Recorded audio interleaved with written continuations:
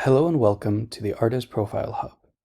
This is your go-to space to check in with yourself, your artist practice, and then leverage that information to help you better understand your practice, the art world, and the messaging behind yourself and the work you do. The Artist Profile Hub is designed in two key spaces.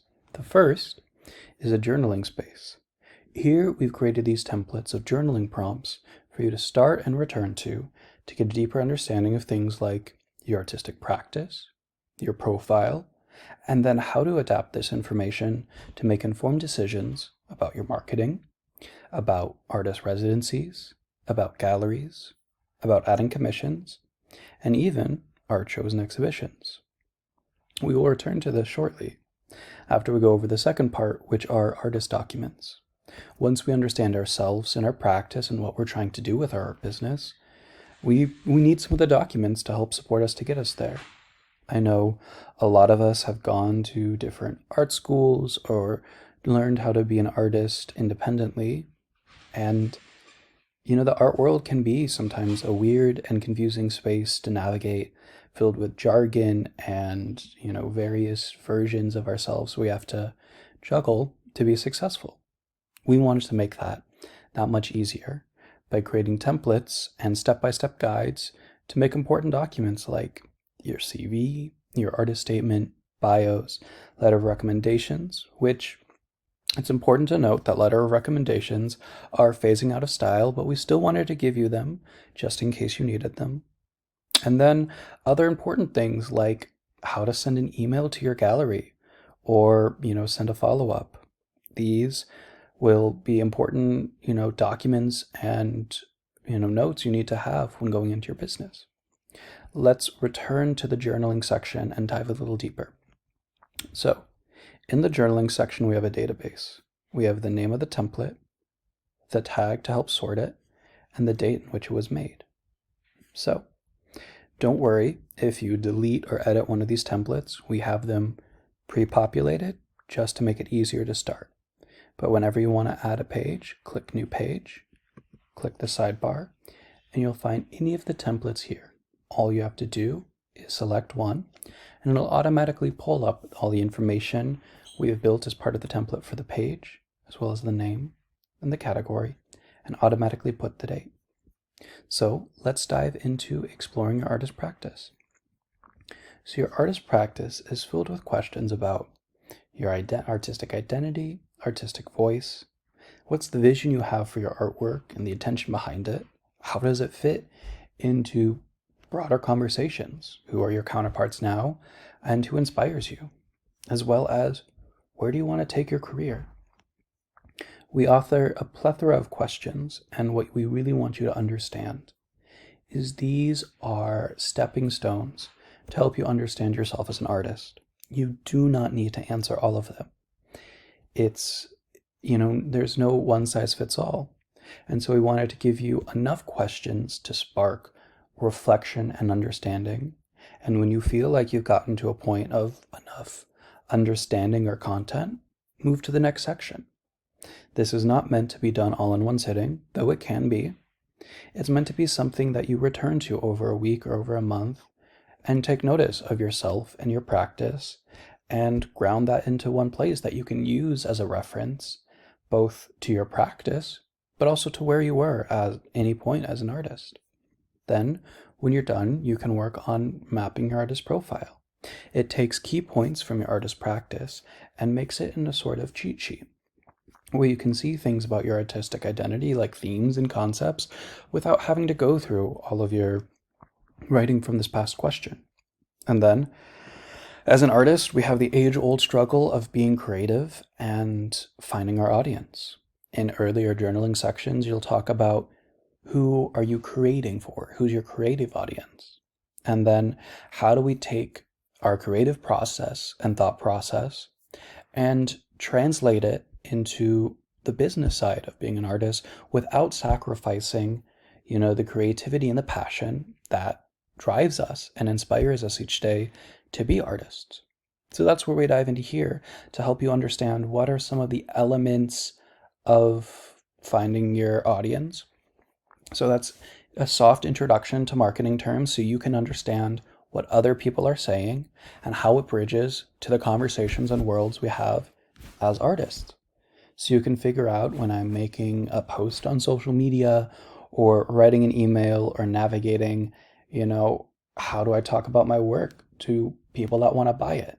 It's one thing to talk about it in a critique. It's another into understanding how do I slightly adapt my language to talk to people that want to connect, but maybe don't have this artist background without having to kind of be all or nothing into the art world, fully, conceptual or fully throwing it away. It helps you navigate what are the threads that tie us together. And then we have a series of journaling prompts for you to take before you really dive into residencies or galleries or shows or even adding commissions. These are questions to check in with your practice. Some of these reflective questions to know, would this be a good fit? This isn't a yes or no, but it's that necessary breath and pause before you go into these things in the art world. I know we're often running from opportunity to opportunity and figuring out how to kind of make this be what we're really passionate about. And so these are opportunities to take the time to understand you, and so you can better show up for yourself as an artist and for these institutions and opportunities that you want to grow and evolve with. So take some time, fill some of these out, and remember, take this at your own time. These are tools to help you better understand yourself and better communicate that with other people.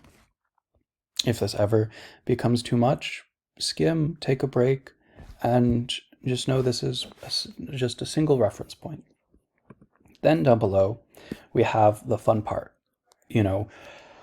I know the struggles of working on your artist statement, having a file and running back right before a show and exhibition to try to make sure it's updated or relevant. We wanted to take all the stress out of that. So we've done stuff like create a template for your CV where, we have an example in the middle that you can fill out with your own information. The nice thing with something like a CV is they can be, 1, 2, 3 pages as our career continues.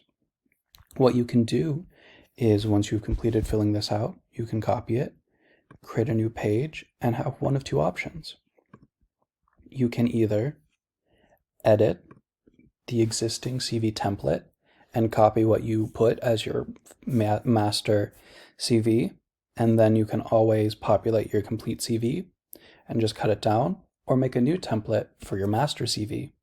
So that way, you still have the tips and tricks that we wrote into making your CV as the original template, and you can make a new template, for example, master CV, and just paste your, updated master CV.